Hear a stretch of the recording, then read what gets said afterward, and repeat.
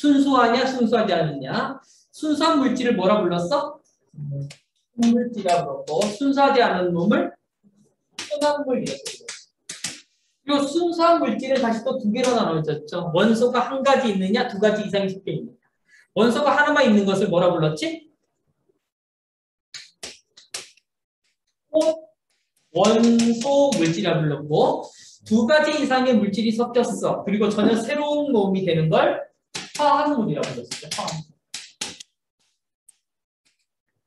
자, 그리고 혼합물은 섞여 있는 건데 두 가지 이상이 섞여서 성분 원소의 성질을 가지고 그대로 섞여버린 것을 혼합물이라고 부르죠.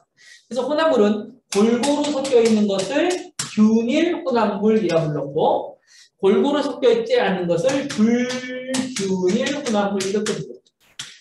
자, 그럼 이제 여기에 어떤 예가 있습니까가 중요한 거죠. 자, 원소에는 호도소 물질에는 어떤 것이 있었어? O2도 있었고요, O3도 있었고요, CU도 있었고요, CL2도 있었고요, H2도 있었고요. 원소 하나로만 되어 있는 거. 이게 호돈소 물질. 그다음 화합물.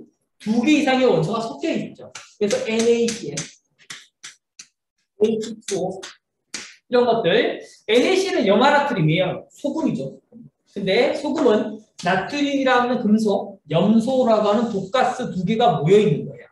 근데 이 나트륨과 염소, 독가스의 성질을 염화나트륨은 가지지 않습니다. 그럼 전혀 새로운 물질이 된 거죠. 이런 것들을 화합. 그리고 H2O도 똑같죠. H, 수소는요, 불 붙이면 뻥 하고 터지는 폭발성 이체. 산소는 다른 물질 타는 걸 도와주는 조연성 이체. 근데 물은 불 붙이면 터지지도 않고 다른 물질이 타는 걸 도와주지도 않습니다. 그럼 전혀 새로운 물질이 되었어요. 이것을 우리가 화합물이라고 하죠. 우리가 쓰고 있는 대부분의 이런 화학 기호 이런 것들 암모니아, 메테인 등등등등 전부 다 화합물이죠. 그다음 우리가 이제 이번 단원에서 보게 될 거는 이놈에 대해서 많이 볼게요. 혼합물인데요. 혼합물은 두 가지 이상의 물질이 섞였습니다. 그런데 원래 성질을 그대로 가지고 단순하게 섞여 있는 걸 혼합물이라고 부르고 균일 혼합물은 골고루 섞여 있는 거, 불균일 혼합물은 골고루 섞여 있지 않는 거. 그럼 골고루 섞여 있는 거 뭐가 있습니까? 이런 것들이요. 소금물. 소금물은 솜과 물이 골고루 섞여 있는 거. 그리고 공기. 여기 보면은 질소, 산소, 아르곤, 이산화탄소가 골고루 섞여 있어요. 이런 것들. 그리고 나서 또 이런 것들 용액이라는 거. 지금부터 이제 용액이라는 단어를 쓸 건데 용액은 초등학교 5학년 때 배웠죠. 용매와 용질이 골고루 섞여 있는 물질을 용액이라고 하죠. 그래서 이러한 용액 같은 경우 그리고 합금. 합금은 구리와 주석이 만나서 만드는 청동. 구리와 그리고 황동이 만나서 만들어진 구리와 아연이 만나서 만들어진 황동. 이런 것들이 합금이죠. 이런 것들도 균일, 골고루 섞여 있는 거예요. 그럼 불균일한 물은 시간이 지나면서 뭔가 가라앉는 게 있는 게 불균일한 거. 가라앉는 게 있는 거. 흙탕물. 흙탕물이죠. 가만히 두면 흙이 가라앉고 있죠. 그리고 우리가 먹고 있는 주스. 주스 같은 것도 우리가 흔들어 먹잖아. 그렇지? 이런 것들이 불균일 혼합물이 될 것이다. 자, 그리고 나서 이제 가장 헷갈리기 쉬운 게 우유요. 우유. 자, 우유는 가만히만 두면은요, 바닥 쪽에는 얘가 가라앉아요. 진열아, 이게 뭐니? 칼슘. 그리고 위쪽에는요, 지방, 유지방이라는 게 떠 있어요, 유지방. 그래서 얘는 우유도 먹을 때 우리는 잘 흔들어 먹어야지 칼슘과 유지방을 골고루 먹을 수 있다. 그래서 이런 것들이 불균일 혼합물. 자, 그럼 이번 단원에서 우리가 하게 될 것은 이 균일 혼합물, 불균일 혼합물이 있는데 그 중에서 얘들을 분리하는 걸 배우게 될 거예요. 이것을 이제 분리하는 거예요. 그럼 어떻게 분리할 겁니까? 그 물질의 특성이라는 게 있다. 그럼 그 물질의 특성을 이용해서 이제 얘들을 분리하기 시작할 거예요. 그것이 이번 단원의 전체적인 테마입니다. 물질의 특성을 쭉 배우고 그리고 나서 맨 끝에는 그것을 이용해서 어떤 혼합물을 분리하는 거. 이것이 이번 단원 전체에 대한 내용입니다. 자, 그럼 대표적으로 그럼 이러한 혼합물의 성질에 대해서 보자. 혼합물의 성질. 첫 번째, 고체와 고체 혼합물의 성질. 얘들은 어떤 성질이 있느냐? 고체는. 자, 고체와 고체를 섞어버리잖아요. 그러면은 어떤 A 고체가 있어요. A 고체의 녹는점이 여기예요. 그리고 B 고체의 녹는점이 여기입니다. 근데 A와 B를 섞어버리잖아요. A와 B를 섞어버리면 녹는점이 훨씬 더 낮은 곳에서 녹으면서 일정하지 않고 살살살 올라갈 겁니다. 그래서 A와 B, 고체와 고체를 섞으면 녹는 점이 섞기 전보다 무조건 낮아지게 된다. 이것의 가장 대표적인 게 땜락, 그리고 퓨즈 이런 것들이에요. 이런 것들이 이 고체고. 자, 번째, 고체와 액체를 섞어보자. 고체와 액체를 섞는 거 가장 대표적인 게 소금물 같은 거죠. 그렇죠? 소금물. 자, 그래서 소금물 같은 경우는 액체는 100도씨에서 끓어요. A라는 액체. 자, 근데 고체에다 액체를 섞잖아요. 그러면 얘는 끓는 점이 얘보다 좀 더 높아져요. 그리고 끓을 때는 고체, 액체 중에 누가 끓을까요? 고체가 끓을까? 액체가 끓을까? 당연히 액체가 끓겠지, 그렇지? 액체가 끓으면 농도는 점점 어떻게 될까요? 진해질까, 연해질까? 물이 점점 없어져.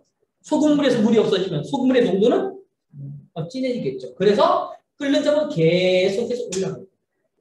이게 고체, 액체, 섞이죠. 자, 그럼 이런 것도 생각해보자.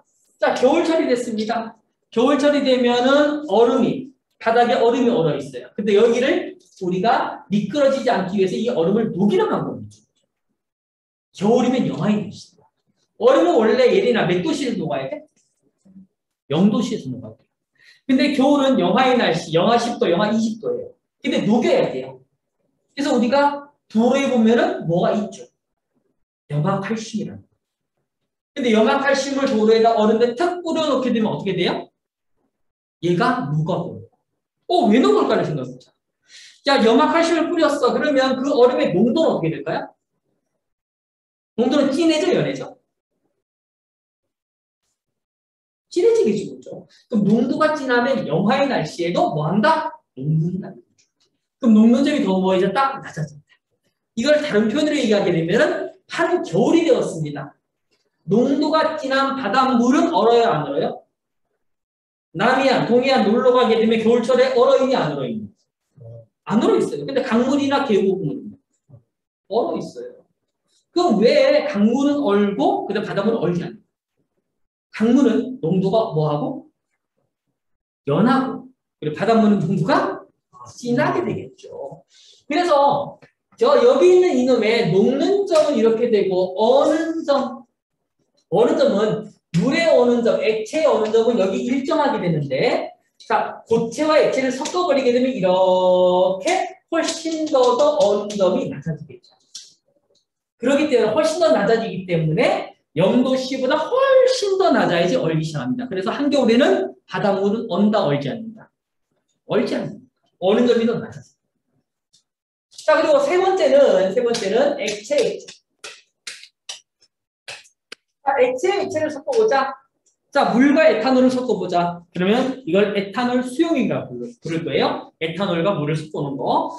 그럼 이 두 개를 섞어놓게 되면 에탄올은요, 대부분 78도씨 되면 끓어요. A라고 하는 액체. B라고 하는 액체, 물은요, 100도씨에서 끓어요. 그럼 A와 B를 섞어버렸어. 물과 에탄올 섞었어. 그래서 아빠들 좋아하는 소주가 되겠죠. 소주 같은 거. 근데 소주를 끓이잖아요. 그럼 얘는 쭉 올라가다가 여기 에탄올보다 좀 더 높은 온도에서 끓기 시작해요. 그리고 수평이야. 그리고 나서 여기 에탄올이 다 끓잖아요. 그럼 다시 쭉 올라가다가 여기 있는 물만 남았기 때문에 여기서 똑같이 높게 됩니다. 그럼 이제 여기서 왜 A보다 좀 더 높은 온도에서 끓을까에 대해서 고민해보자. 좀 더 높은 온도에서 끓는 이유는 A가 끓으려고 그러는데 B는 아직 끓지 않고 있는 거지. 그렇지? 그럼 A가 끓는 것을 B가 뭐 하면? 방해하면 이러한 현상이 나타납니다. 그래서 액체와 액체를 섞어주게 되면 바로 액체의 개수에 따라서 종류에 따라서 끓는 점, 즉 수평한 구간이 나타납니다. 만약에 액체가 10개를 섞었어. 그럼 수평한 구간이 10군데 나타납니다. 그래서 액체의 개수에 따라서 수평한 구간이 달라지게 되는 것, 이게 혼합물의 특징입니다. 그래서 혼합물의 특징 요 그래프 그려 놓으시기 바라겠습니다.